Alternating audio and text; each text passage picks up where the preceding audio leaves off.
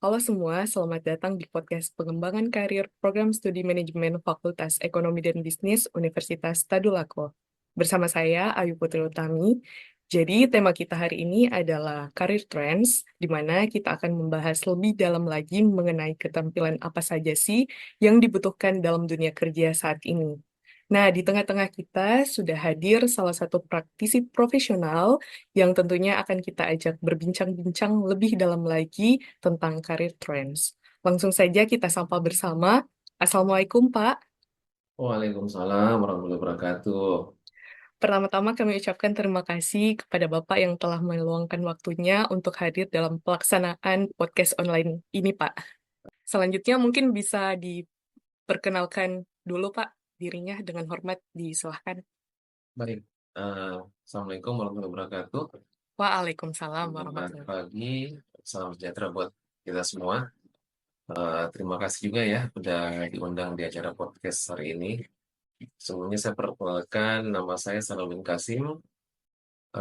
Saat ini saya bekerja di salah satu grup atau bisnis unit dari Boswa Corporation, yaitu di Boswa Transportation. Untuk jabatannya sendiri ini kebetulan dipercayakan memegang business development division head. Iya, baik. Jadi nama panggilannya Pak, saya panggil Pak Salahuddin Kasim atau Nah, gimana nih Pak? itu yang terserah nama panggilan boleh ya Salahuddin kasih. Kalau teman-teman di Boso itu lebih banyak panggilnya Raffi, tapi nggak apa-apa untuk di podcast ini panggil Salahuddin Kasim aja, Pak Salahuddin aja. Ya, baik. Baik Pak Salahuddin. Jadi teman-teman sekalian, Pak Salahuddin ini adalah salah satu praktisi profesional dari perusahaan swasta yang cukup terkenal di Pulau Sulawesi, yaitu Boswa Transportation. Nah, Pak, mungkin boleh cerita sedikit nih, sudah berapa lama sih Bapak bekerja di Boswa Transportation? Kemudian mungkin bisa diceritakan juga sedikit tentang pengalaman Bapak hingga sampai ke jabatan yang sekarang sebagai Head Business Development. Silakan, Pak. Oke, kalau berapa lama itu udah kurang lebih 24 tahun ya Wah, di Boswanya. Tapi kalau di Boswa Transportation ini baru kurang lebih sekitar 3 bulan.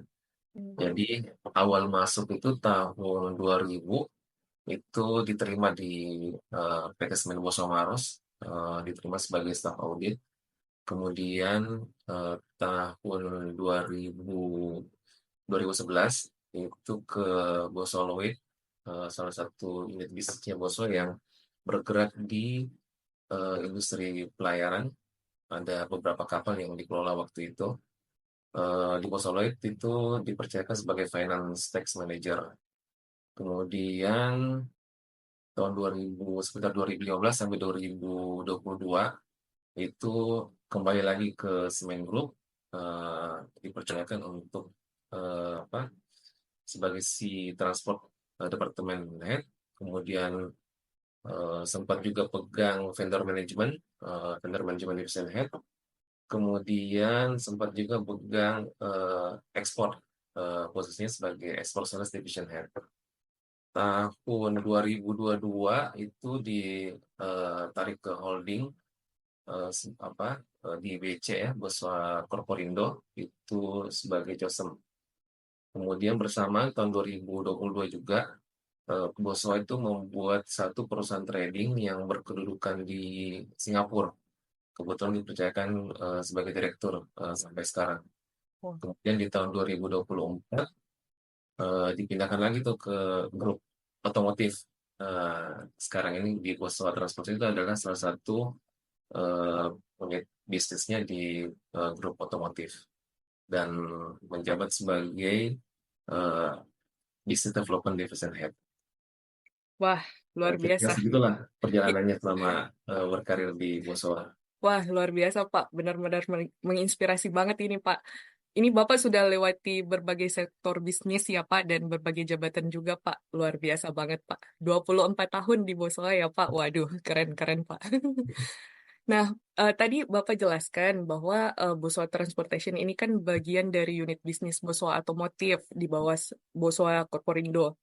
Mungkin bisa dijelaskan tentang Boswa Corporindo dan Boswa Transportation itu perusahaan yang seperti apa sih, Pak? Baik. Kalau BC atau Boso Corporindo itu merupakan holdingnya dari Bosowa. Dulu sih disebut sebagai Boswa Group. Nah, Boswa Corporindo sendiri ini dia membawahi itu ada 6 grup bisnis. Yang pertama itu adalah education, yang kedua adalah automotive group, yang ketiga energy group, yang keempat itu adalah financial service, yang kelima itu adalah property, yang keenam itu adalah media. Tambah satu lagi bisnis unit tapi belum masuk ke dalam grup itu namanya Barakan Niaga Semen. Ini adalah perusahaan trading khusus Oh. semen.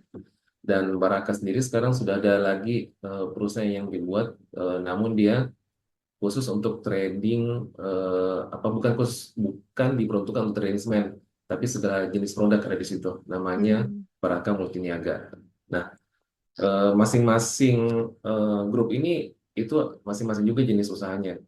Jadi contoh misalnya seperti otomotif itu dia kan bergerak di bidang otomotif. Kemudian education ya pasti Ayu tahu sendiri di bidang apa, bidang pendidikan. Ya, Nah, betul. itulah jadi enam bisnis atau 6 grup unit inilah yang ada di bawah Bosowa Corporindo ya, Indo. Pak. Mhm. Kemudian kalau kita mau menjelaskan lebih detail lagi ya, jadi di otomotif itu ada beberapa perusahaan yang berada di bawahnya seperti ada BBM, Boso Berlian Motor, kemudian ada MTU itu eh, tempatnya nggak di Makassar ya, ada di Jakarta. Oh. Kemudian ada Boswa Transportation sendiri yang isinya itu ada apa namanya, ada PT Malomo. PT Malomo itu bergerak di bidang tracking yang Hmm. saat ini tuh sudah memiliki sebanyak 133 unit truk. Jenisnya pun berbeda-beda, ada jenis dump truck, ada high blow, ada flatbed. Kemudian ada lagi namanya perusahaan Lapasan Indomarin. Itu masih di bawah grupnya Otomotif Group ya. Itu bergerak di bidang agensi kapal. Hmm. Kemudian ada lagi perusahaan namanya Lagaligo Logistik. Ini khusus untuk bongkar muat, bongkar muat di pelabuhan. Kemudian ada lagi Boso Taksi. PT Boso Taksi ini taksi Boso ya, mungkin udah umum, udah banyak dikenal. Taksi sendiri itu mengelola sebanyak 132 unit. Wah. Daerah operasinya itu ada di Makassar dan di Kendari. Terus ada lagi otorental. Otorental ini eh, mengelola unit sebanyak 214. Jadi bukan cuma memberikan rental harian atau mingguan, tapi juga melayani perusahaan-perusahaan. Seperti yang di Makassar itu ada Bank Sulsel, itu kita kita yang maintain untuk pengadaan unit operasinya. Hmm. Kemudian yang terbaru bisnis di kami itu adalah bengkel. Kalau umum orang ketahui itu bengkel di Boston Berlian kan khusus untuk merek Mitsubishi. Nah, Ya, betul. sedangkan bengkel yang kita bangun sekarang ini kita pakai nama Autoklinik, itu bengkel yang menerima segala jenis kendaraan. Nah, Hmm. di bengkel Autoklinik ini dia dinaungi oleh satu perusahaan namanya PT Otomotif Garage Indonesia. Nah, kira-kira seperti itulah perusahaan-perusahaan yang ada di lingkup Boswa. Oh iya. Jadi ini tersebar di beberapa wilayah ya, Pak, termasuk Bosowa Otomotif dan Transportation-nya sendiri ya, Pak. Betul. Nggak terpusat di Makassar nih, Pak. Betul, betul. Kayak misalnya yang di tempat sekarang saya bekerja di Pusat Transportation, kita ada beberapa tempat ya untuk tracking termasuk di IKN, kita udah masuk ke sana. Oh, gitu. Wah, sudah sampai ke IKN juga ya, Pak. Ya, Keren-keren, Pak. karena lumayan kan peluang bisnisnya di sana. Iya, betul-betul. Nah, Pak, kan ini sudah tersebar di beberapa wilayah. Jadi Bapak terintegrasi jabatannya sebagai Head Business Development untuk semua wilayah atau khusus di Makassar saja, Pak? Untuk semua, Oh, untuk jadi semua. eh, Boswa Transportation itu bisa dibilang grup kecilnya untuk 6 perusahaan yang tadi yang sebutkan, Malomo, Taksi, Hmm. Auto Garage, kemudian Lapas Indomarin, itu semua dibawahi oleh Boswa apa oleh holdingnya itu Boswa Transportation. Jadi mencakup keseluruhan. Wah, luar biasa ya, Pak. Menarik sekali nih Pak, bagaimana mendengar Boso Corporindo yang berperan sebagai holding company, terus membawahi beberapa unit, kemudian Boso Automotive dan Boso Transportation yang juga tersebar di beberapa wilayah. Ini menunjukkan betapa luas dan terintegrasinya grup bisnis Bosowa Corporindo.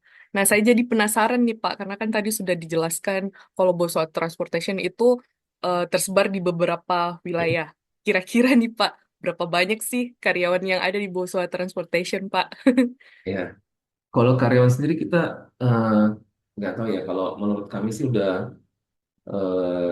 sudah kita maksimalkan ya, kita optimalkan karena ada sehingga untuk keenam bisnis ini tadi, Malomo, Lagalingo, Lapasu, rental, klinik sama taksi itu kita ada sekitar 137 orang. Wow. Itu sudah semua wilayah, Pak? Total ya, Pak? Udah Oh, semua wilayah, betul. melihat jumlah karyawan yang cukup signifikan tersebut nih, Pak. Saya cukup penasaran lagi nih, Pak. Karena kan tadi wilayahnya juga beda-beda nih, Pak, unit-unitnya. Kira-kira bagaimana sih budaya kerja yang ada di Boswa Transportation, Pak? Mungkin bisa diberikan sedikit gambaran, Pak? Oke, kalau budaya kerja Boston Conference sebenarnya itu sama dengan budaya kerja yang ada di Boston yang lain lah. Oh. Di lainnya itu di lingkup Boston Corporindo. Hmm. Kita mengenal itu dan ini sebenarnya diciptakan langsung oleh atau dicetuskan langsung oleh owner Boston, Bapak Emaksa Mahmud. Itu ada tiga yang kita jalankan sebagai budaya kerja kami di Boston. Yang pertama adalah bekerja keras, pantang menyerah. Ini yang kita utamakan. Yang kedua, yang tidak kalah pentingnya itu adalah kita harus belajar terus-menerus Hmm. untuk selalu berinovasi. Dan yang ketiga, ini yang menentukan dari bukan cuma bekerja keras, tapi belajar terus-menerus. Nah, kita harus berdoa. Karena dengan berdoa itu kita akan mendapatkan ridho dari Allah. Namun selain budaya tersebut yang saya sebutkan tadi, kita juga ada pegang value Ya, atau prinsip-prinsip dasar dari perusahaan, yaitu EWACO. ya. EWACO itu Oh. terdiri dari excellent, walk the talk, addictive, kinship, onward, dan semua itu masing-masing punya arti. Contoh misalnya ya, yang tadi yang excellent. Ya. Selain itu kita harus selalu memberikan yang terbaik dimanapun kita berada. Kemudian yang kedua itu all the talk. All the talk artinya kita harus selalu bertanggung jawab dan selalu konsisten.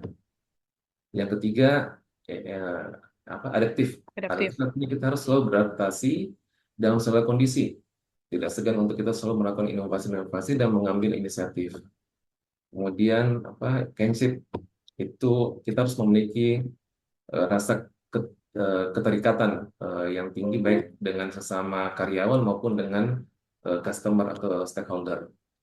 Kemudian yang terakhir itu onwards artinya eh, bos itu harus selalu berorientasi pada masa depan, kemudian selalu mengajak para stakeholder-nya itu untuk bergerak maju bersama untuk memiliki pemikiran yang selaras atau pemikiran yang maju. Seperti itu. Wah, keren, Pak. Jadi, value-nya Ewako ya, Pak? Itu Ewa kok. bahasa Makassar ya, Itu Pak? sih bahasa Makassar juga, betul. Oh iya. Artinya apa, Pak? Kalau boleh tahu nih, Pak. Ewako itu sendiri. Kalau Ewa kok itu ya eh, kalau bahasa Gambaran semangat Makassar ya, mungkin ya, Pak. semangat ya. Oh iya, betul. Selalu maju, maju Weh, kok. Eh, keren-keren, Pak. Nah, Pak, terkait dengan budaya kerja ini, nih Pak. Sekarang kan Pak lagi trending generasi Gen Z Z. nih Pak, Gen Z. Berdasarkan fakta yang ada, Gen Z ini memiliki karakteristik dan harapan yang unik dalam lingkungan kerja. Nah, kalau di timnya Bapak sendiri, apa ada tidak Pak generasi-generasi Gen Z ini? Terus bagaimana pandangan Bapak sebagai pimpinan terhadap generasi tersebut? Karena ini Pak, sekedar informasi, urusan mahasiswa yang akan datang ini kan dari generasi Z. Kami juga ingin melihat bagaimana sih pandangan seorang pimpinan terhadap generasi-generasi tersebut. Hmm, Silakan, Pak. baik. Kalau di Bursa Transportation itu ada Gen Z.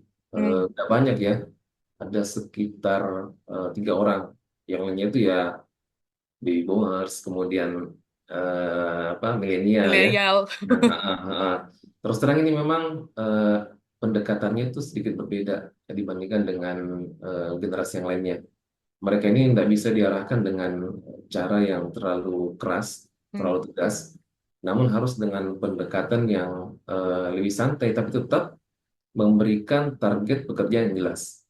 Nah, ini sebenarnya yang apa dari mereka sebenarnya juga itu kita bisa dapat peroleh ide-ide karena mereka punya ide-ide cukup kreatif ya, dan yang saya lihat juga semangat kerjanya itu cukup baik, cukup kuat, sehingga untuk mereka-mereka ini kemampuan mereka itu lebih banyak kemampuannya di bidang IT, kemudian kemudian apa penggunaan sosial media juga cukup bagus, dan analytic thinking juga dia mereka itu cukup bagus. Makanya kalau di Boston Transportation sendiri itu kita tempatkan di bidang-bidang yang itu yang berkaitan sama IT, Yang kemudian di kreatif-kreatif ya, marketing. Pak. Betul, betul. Oh, ya, keren sekali ya, Pak. Bagaimana Bapak melihat mereka sebagai aset yang membawa perspektif segar dan inovatif gitu ya, Pak. Yes, betul. Nah, Pak, terkait karir trends nih, Pak, topik utama kita pada pagi hari ini. Menurut Bapak, sebagai seorang pimpinan di perusahaan, keterampilan atau skill apa saja sih yang benar-benar dibutuhkan untuk masuk ke dunia kerja saat ini, Pak? Oke, skill ya, skill yang perlu dimiliki ya. Baik. Eh, kita mungkin tahu ada dua skill yang penting yang perlu kita miliki. Yang pertama adalah hard skill, yang kedua adalah soft skill. Untuk hard skill itu tentu berkaitan sama jurusan adik-adik mahasiswa yang dipelajari saat ini ya, yang Iya, dipelajari di betul. bangku kuliah. Contohnya eh, untuk ekonomi itu ada keuangan akuntansi, kemudian ada juga eh, hard skill apa bahasa Inggris, digital marketing atau desain grafis. Itu contoh-contoh untuk hard skillnya kita bisa Ya, mulai di bangku kuliah. Namun itu tidak kalah pentingnya adalah soft skills. Nah, ini yang terjadi di banyak perusahaan, banyak karyawan itu yang punya hard skill yang baik, namun kurang memiliki soft skill, sehingga yang terjadi adalah rata-rata mereka itu akan mentok di karir yang nggak terlalu tinggi, mungkin di supervisor atau mungkin paling tinggi manajer. Nah, mereka ini akan ada kesulitan kalau mereka tidak terlalu memiliki soft skill. Sebenarnya apa sih soft skill itu? hmm, Singkatnya sebenarnya soft skill itu adalah kemampuan seseorang untuk berinteraksi dengan orang lain. Berinteraksi tentu dengan efektif dan efisien. Contohnya adalah communication skill-nya. Kemudian contoh lain itu adalah kemampuan memberikan solusi terbaik. ya. Kemudian karena kita di perusahaan, artinya harus memiliki kemampuan kerjasama, teamwork. Hmm. Dan yang paling penting juga harus memiliki jiwa kepemimpinan atau leadership. Nah, yang kayak kayak gini tuh kita nggak akan dapatkan di Bangku bangku kuliah. kuliah. Iya, Iya, benar. tapi itu lebih banyak kita akan peroleh dengan cara berinteraksi dengan orang lain. Saat ini kalau kita lihat ya di Instagram itu banyak perusahaan-perusahaan menawarkan seminar-seminar. Nah, itu penting nih. Adik-adik mahasiswa selain mendapatkan ilmu di kuliah, juga mengikuti seminar-seminar yang ada. Kan seminar banyak ya, Mbak Ayu. Ada Iya, seminar betul-betul. yang gratis, ada yang berbayar. Dan ini kita perlu mengikuti sesuai dengan bidang yang kita geluti atau minat yang kita inginkan. Seperti itu, Mbak Ayu. Iya. Jadi hard skill ini pondasi teknis, tetapi soft skill ini non teknis ya Pak, tapi juga Betul. punya peran yang sangat penting. Sangat penting untuk dunia kerja. Ya, baik Pak. Nah, saya tertarik juga nih Pak dalam proses rekrutmen sendiri di Boswa Transportation. Nah, sebagai user nih Pak, Bapak pasti tentunya memiliki kriteria tersendiri Mm-mm. eh, terhadap calon-calon karyawan yang akan direkrut. Nah, sebagai user nih, Bapak, kriteria karyawan yang seperti apa sih yang Bapak akan rekomendasikan untuk masuk ke Boswa Transportation? Oke, baik. Karena saya sebenarnya masih baru ya, baru di Bursa Transportasi sendiri, tapi saya akan berbicara secara umum. Ya, baik Pak. Kalau diminta apa sih kriterianya karyawan yang direkomendasikan, itu yang pertama adalah karyawan atau calon karyawan ini harus orang yang haus akan hal-hal yang baru.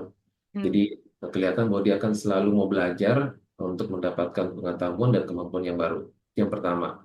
Yang kedua adalah calon karyawan ini siap bekerja di bawah tekanan, di bawah arahan dan pekerjaan yang penuh tantangan. salah satu eh, apa kekurangan dari Gen Z itu mereka biasanya itu agak agak apa ya agak kurang itu untuk menerima tekanan Hmm, karena mereka sudah terbiasa mungkin apa namanya di kampus waktu mereka kuliah itu eh, bebas ya. ya. Harapannya mungkin bekerja dengan ya sesuai dengan keinginannya mereka, sesuai dengan hobinya mereka, tapi pada saat masuk ke perusahaan profesional itu mereka menemukan banyak tekanan-tekanan dan tantangan-tantangan. Oke, itu yang kedua. Yang ketiga, perusahaan juga sebenarnya membutuhkan orang yang ambisius. Hmm, Kenapa? Karena dengan adanya orang-orang yang ambisius dalam perusahaan ini bisa memberikan aura positif untuk apa mereka mencapai atau mereka memenuhi target yang akan diberikan. Nah, saya pikir tiga ini Mbak Ayu yang yang menjadi kriteria karyawan yang akan diterima di perusahaan. ya, baik Pak. Wah, luar biasa sekali ya Pak. Sangat menarik sekali jawaban yang diberikan Bapak. Pak Salahuddin, mungkin yang terakhir nih Pak, boleh minta tips dan triknya Pak, khususnya nih buat adik-adik mahasiswa di program studi manajemen Fakultas Ekonomi Universitas Tadulako. Kira-kira persiapan seperti apa saja sih yang perlu mereka lakukan untuk memasuki dunia kerja Pak? Baik, persiapan ya. Iya, Eh, persiapan.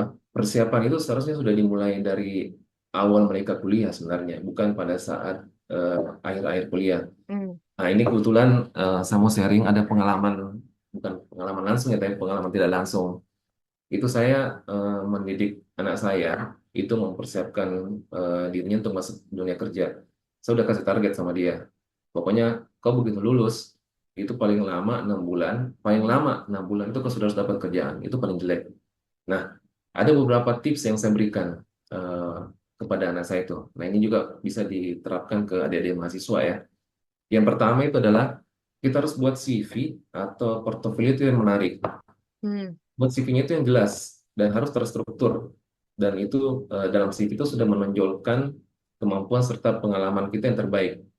Jika memungkinkan, kita harus buat portofolio yang menunjukkan apa namanya hasil-hasil kerja kita selama kita baik itu kuliah ataupun mengikuti seminar-seminar atau proyek-proyek yang pernah dikerjakan. ya, Tentunya itu harus relevan dengan posisi yang dilamar. Nah, ya, kalau untuk model-model CV-nya sendiri kan kita bisa mungkin lihat atau ambil dari ini ya dari Canva. Di ya, Canva banyak itu model-model CV yang menarik. Tapi yang paling penting bukan cuma dari modelnya tapi isi atau kontennya apa CV tersebut. Kemudian apa apa sih sebenarnya portofolio yang kita butuhkan untuk bisa menarik perusahaan-perusahaan itu. Nah, portofolio kita harus tahu dulu nih, portofolio itu apa? hmm, Portofolio itu sendiri adalah sebenarnya merupakan kumpulan dari hasil kerja atau hasil karya kita atau hasil pencapaian kita yang akan kita gunakan untuk menunjukkan sebenarnya kemampuan kita atau menunjukkan pengalaman kita atau keterampilan yang kita miliki. Nah, dari membaca portofolio sudah ada gambaran untuk perusahaan atau orang-orang yang ingin meng-hire kita. Nah, sekarang pertanyaannya, bagaimana sih kita bisa membuat portofolio kita itu menjadi menarik? Yang pertama, sudah kita bahas di depan, itu adalah mengenai soft skills. Kita harus meningkatkan soft skill yang kita miliki.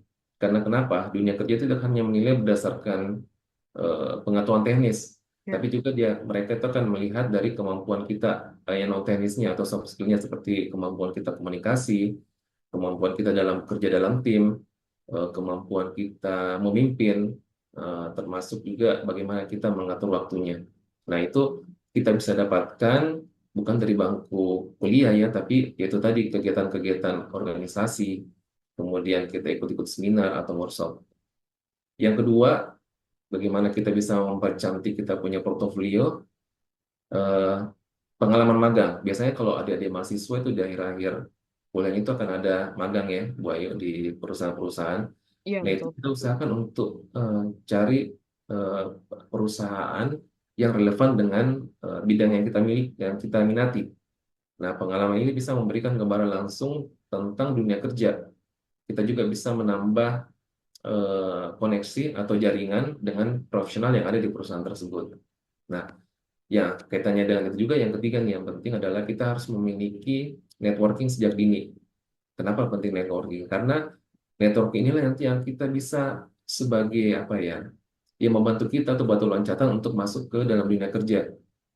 Networking ini bukan cuma eksternal ya, di internal juga kita harus miliki dengan teman sendiri, dengan dosen-dosen kita, networking dengan kakak-kakak alumni yang sudah lulus. Itu kan biasanya mereka udah bekerja dan bekerja di tempat-tempat perusahaan yang mungkin suatu saat nanti pada saat kita lulus kita akan bekerja di sana. Terus apalagi ya, networking. Kita juga perlu pelajari ini ya, apa teknologi atau Ya. tools-tools yang dibutuhkan. Contoh misalnya ya, saat ini kita di Bosowa itu gunakan tools project management. Dulu namanya Asana, sekarang kita pakai ClickUp. Nah, adik-adik perlu eh, mengetahui tools-tools ini karena kalau kayak ClickUp, kemudian Asana itu ada versi gratisnya. Ya. Bahkan kalau misalnya mau yang pakai gratis dan eh, lebih powerful lagi itu ada namanya Odoo. Itu bisa di-download nanti dan kita gunakan pada saat adik-adik kuliah. Hmm. Jadi misalnya mau mengatur jadwal kuliah, mau mengatur jadwal tugas, atau mau membagi tugas dengan teman-teman kelompok, itu bisa menggunakan tools ini. Karena tools-tools ini juga akan kita gunakan di perusahaan-perusahaan pada saat adik-adik bekerja. Kemudian, nah, interview. Hmm. Biasanya sudah bagus CV-nya, portofolionya, tapi pada saat interview jatuh. Kenapa? Karena kurang latihan. Oh. Latihan itu penting. Jadi bukan cuma kita kuasai teknisnya aja, tapi menjawab apa namanya Ya. pertanyaan-pertanyaan dari pada saat interview itu juga sangat penting. Karena dari situ kita akan dinilai bagaimana motivasi kita, bagaimana karakter kita, dan yang sangat penting juga itu adalah bagaimana kita bisa membangun rasa percaya diri kita. Kemudian yang terakhir mungkin ya yang perlu kita perhatikan pada saat pembuatan portofolio itu adalah kita juga sudah harus mulai fokus untuk personal branding. Hmm. Mungkin adik-adik masih bertanya apa sih, Pak, itu personal branding? Personal branding sebenarnya adalah proses untuk membangun dan mempromosikan citra diri yang kita miliki, baik secara profesional maupun secara pribadi, itu agar lebih banyak dikenal orang.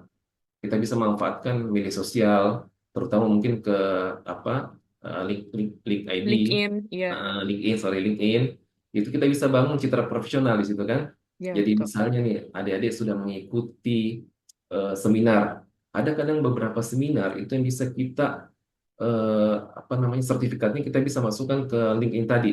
Ya. Nah, kemudian kita pernah mengikuti apa namanya magang di perusahaan itu kita juga bisa masukkan ke situ sehingga kita punya citra itu sudah bisa kelihatan lebih profesional walaupun belum lama untuk bekerja ya, atau belum menjadi karyawan tetap di suatu perusahaan. Saya pikir itu sih Mbak Ayu yang perlu kita. Oh, satu lagi, sorry, Ya. bahasa Iya, Pak. Inggris. Oh, bahasa Bahasa Inggris. Inggris. Nah, biasanya itu kan oh ya, saya nggak tahu mungkin karena terlalu banyak tools yang membantu ya. Ada Google Translate, ada ChatGPT. ChatGPT. Jadinya adik-adik itu kadang malas untuk belajar bahasa Inggris. Tapi perlu diingat bahwa ada perusahaan-perusahaan, bahkan sudah sebagian besar perusahaan, itu sudah menjadikan syarat utama itu adalah bahasa Inggris.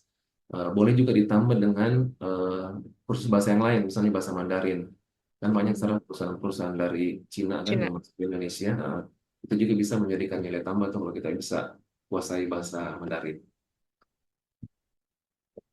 Ya, baik Pak. Keren sekali nih Pak. Tip-tip yang dibagikan mulai dari CV, networking, teknologi, bahkan sampai ke interview dan personal branding serta bahasa Inggris. Semoga tips dan trik yang dibagikan ini dapat memberikan panduan yang bermanfaat bagi teman-teman ya Pak. Insya Allah. Amin.